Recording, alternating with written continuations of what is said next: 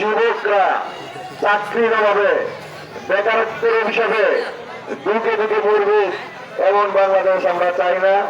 আমরা চাই আমাদের কলিজার টুকরা আগামী দিনের সকল সম্ভাবনা, স্বপ্ন, আশা, আকাঙ্ক্ষা যাদেরকে নিয়ে তারা হলেন তরুণ যুবক। তারা যাতে লেখাপড়ার সুন্দর পরিবেশ পায়, আবার লেখাপড়া শেষ করার পরে চাকরির জন্য বছরের পর বছর ঘুরতে না হয়, তাদের যাতে কর্মসংস্থানের সুযোগ হয়, আমরা এমন বাংলাদেশ উপহার দিতে চাই। আমরা চাই আবু সাঈদ মুক্তরা সেজন্য বুক পেতে দিয়ে একটা নতুন বাংলাদেশ উপহার দিয়েছিলেন, উই ওয়ান্ট জাস্টিস। আমরা ন্যায় বিচার চাই।